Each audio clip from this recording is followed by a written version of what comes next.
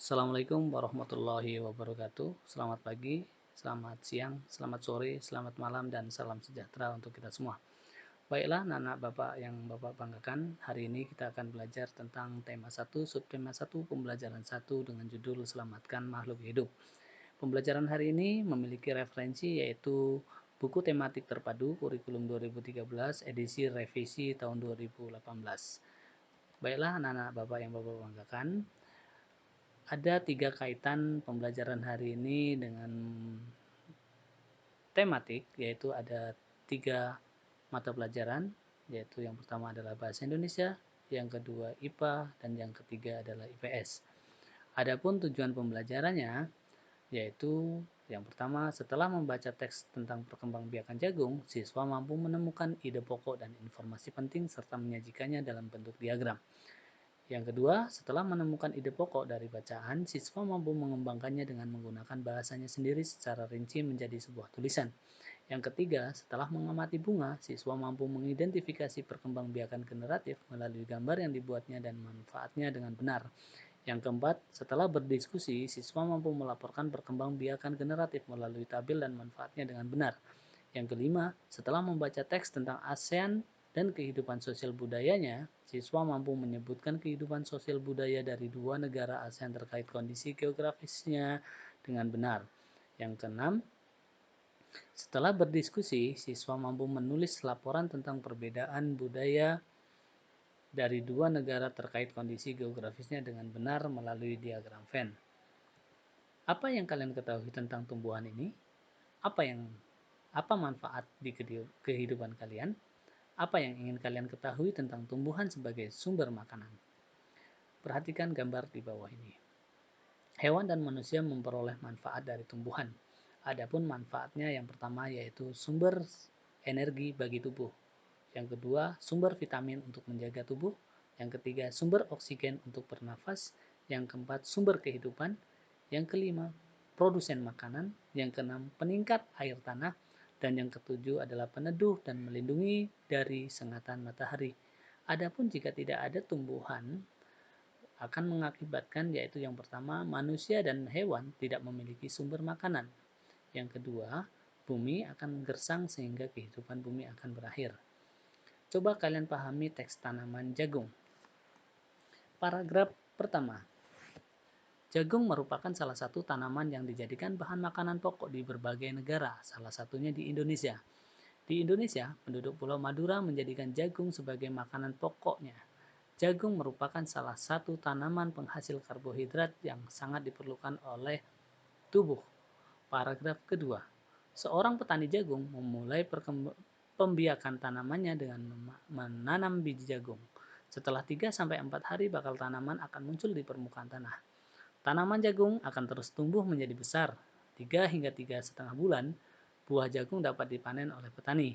Buah jagung yang berbentuk seperti tongkol pada mulanya berubah sekuntum bunga. Paragraf ketiga. Bunga jagung memiliki helai-helai rambut halus pada bagian ujungnya. Pada helai rambut tersebut terdapat tepung sari. Tepung sari akan terbang terbawa angin ketika angin bertiup. Tepung sari yang terbawa angin sebagian akan jatuh di kepala putik yang terletak di bagian bawah bunga pada pohon jagung yang lain. Ketika itulah terjadi pembuahan. Paragraf keempat. Setelah terjadi pembuahan, bunga jagung tersebut terus berkembang hingga menjadi buah jagung. Perkembangan itulah yang dapat diamati dari waktu ke waktu. Buah jagung akan siap dipanen ketika rambut jagung sudah berwarna kecoklatan dan bagian tongkolnya sudah mengering. Apabila buah jagung tersebut dikupas akan memperlihatkan biji jagung yang kekuningan. Bagian yang dimakan oleh manusia adalah biji jagung. Selanjutnya paragraf kelima. Supaya jagung selalu tersedia sebagai bahan makanan manusia, maka petani jagung harus menanam kembali sebagian biji jagung dari hasil panen. Biji jagung yang tua dapat ditanam kembali. Dari sinilah akan dimulai lagi perkembangbiakan jagung. Setelah kita membaca teks bagaimana jagung berkembang biak, tuliskan ide pokok paragraf. Apa itu ide pokok paragraf? Ide pokok adalah ide atau gagasan yang menjadi pokok pengembangan paragraf. Ide pokok ini terdapat dalam kalimat utama. Nama lain ide pokok adalah gagasan utama atau gagasan pokok. Dalam satu paragraf hanya ada satu ide pokok. Kalimat utama adalah kalimat yang di dalamnya terdapat ide pokok paragraf. Kalimat utama ini dijelaskan oleh kalimat-kalimat lain dalam paragraf tersebut. Kalimat disebut dengan kalimat penjelas. Kalimat penjelas yaitu kalimat yang menjelaskan kalimat utama. Baiklah anak-anak Bapak yang Bapak banggakan, Bapak akan memberikan dua contoh ide pokok yang terdapat dalam paragraf 1 dan paragraf 2. Paragraf 1, ide pokoknya adalah jagung merupakan salah satu tanaman yang dijadikan bahan makanan pokok di berbagai negara, salah satunya Indonesia. Sedangkan ide pokok di paragraf kedua adalah jagung dikembangbiakan dengan cara menanam biji. Sedangkan paragraf 3, 4, dan 5 silakan untuk dikerjakan di buku latihan. Berikut gambar bunga lengkap. Bagian-bagian bunga. Tangkai bunga, bakal biji, tangkai putik, kepala putik, tangkai sari, kepala sari, mahkota bunga, benang sari, kelopak, dan dasar bunga. Perkembangbiakan generatif atau secara kawin terjadi melalui proses penyerbukan. Perkembangbiakan generatif pada tumbuhan diawali dengan penyerbukan, yaitu jatuhnya serbuk sari ke kepala putik. Setelah terjadi penyerbukan, pada serbuk sari tumbuh buluh serbuk sari yang menuju ke ruang bakal biji. Kemudian serbuk sari akan masuk ke ruang bakal biji melalui buluh serbuk sari. Di dalam ruang bakal biji terjadi pembuahan. Peleburan serbuk sari dengan kepala putik. Hasil dari pembuahan adalah zigot. Zigot berkembang menjadi lembaga. Lembaga berkembang menjadi bakal biji. Bakal biji berkembang menjadi biji dan bakal buah. Kemudian bakal buah berkembang menjadi daging buah. Lembaga yang berada di dalam biji merupakan calon tumbuhan baru. Tumbuhan yang berkembang biak secara generatif antara lain padi, mangga, durian, dan jambu. Struktur bunga dan fungsi-fungsinya. Benang sari berfungsi sebagai alat kelamin jantan. Putik berfungsi sebagai alat kelamin betina. Mahkota berfungsi untuk menarik serangga. Kelopak berfungsi untuk melindungi mahkota pada saat masih kuncup. Macam-macam penyerbukan. Ada 4 jenis penyerbukan. Yang pertama adalah penyerbukan sendiri, yang kedua penyerbukan tetangga, yang ketiga penyerbukan silang, dan yang keempat penyerbukan bastar. Penyerbukan sendiri adalah jenis penyerbukan pada suatu bunga yang serbuk sarinya berasal dari bunga itu sendiri. Penyerbukan tetangga, penyerbukan yang serbuk sarinya berasal dari bunga lain pada tumbuhan yang sama. Penyerbukan silang, serbuk sari jatuh ke kepala putik bunga lain yang berbeda tumbuhan tapi masih satu jenis.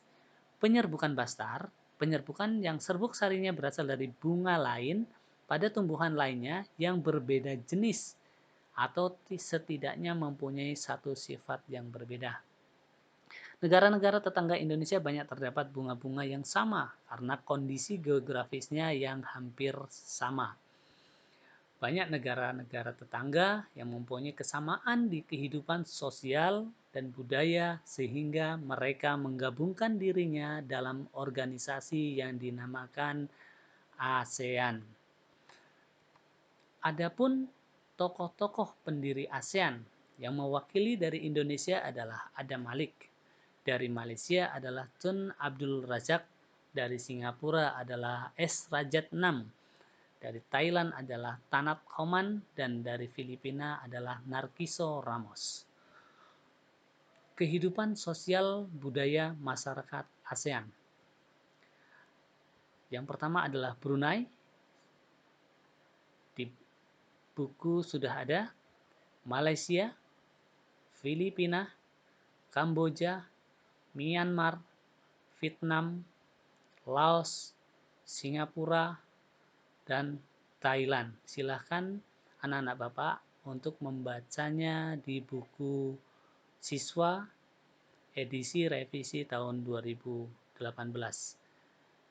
Adapun kondisi geografis Asia Tenggara, yaitu letak geografis Asia Tenggara berada di antara 3 perairan. Yang pertama adalah Samudra Hindia,